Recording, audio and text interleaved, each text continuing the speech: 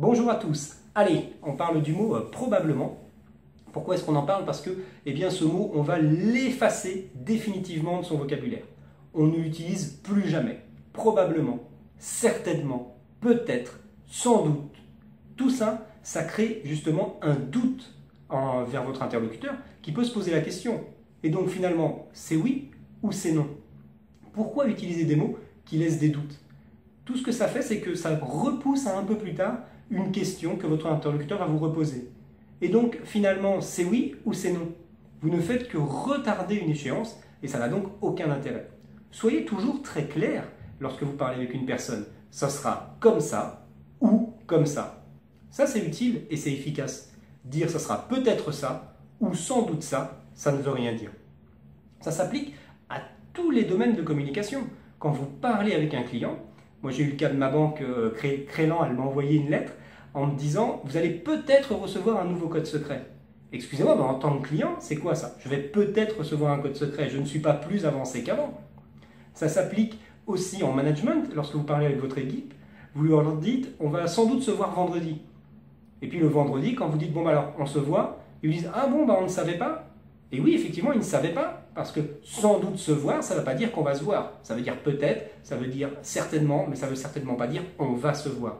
Et donc c'est légitime qu'ils se posent la question. Ça s'applique dans votre vie de tous les jours, avec votre conjoint, avec vos enfants. Si vous laissez un doute planer, ne soyez pas surpris qu'on revienne vers vous et qu'on vous repose la question. Et donc, alors finalement, c'est bon ou c'est pas bon? Le pire, c'est quand la personne s'énerve. « Ah, écoute, je te l'ai déjà dit ». Non, vous n'avez rien dit. Quand vous dites on va certainement, on va peut-être, il y a sans doute, il y a probablement, eh bien vous n'avez rien dit. Et ça, il faut le comprendre. Gommez-les, ne parlez qu'avec des certitudes. On fait ça ou on fait ça. Ça c'est clair, ça dit quelque chose à votre interlocuteur. Vous pourriez même dire je ne sais pas. Je préfère que vous dites je ne sais pas, qui est quelque chose qui est vraiment efficace, même redoutable d'efficacité. L'honnêteté, la franchise, ça marche vraiment très très bien, et en particulier dans la relation client, mais au moins votre message est clair, plutôt que de laisser un doute planer. C'est ce que dit Maître Yoda dans Star Wars. Il dit « fais-le » ou « ne le fais pas », il n'y a pas d'essai.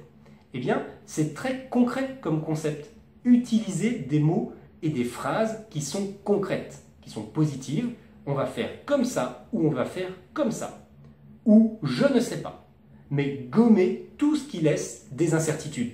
On va essayer de faire ça.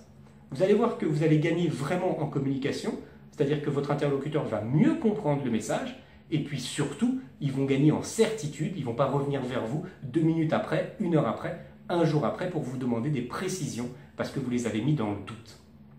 Voilà, c'est tout pour aujourd'hui, c'est très simple à mettre en place, je vous laisse tester à votre niveau, éventuellement n'hésitez pas à mettre un commentaire pour me faire partager votre expérience, ça sera l'occasion d'en discuter ensemble. En tout cas, moi je vous remercie bien sûr d'avoir regardé cette vidéo jusqu'au bout et je vous dis à bientôt.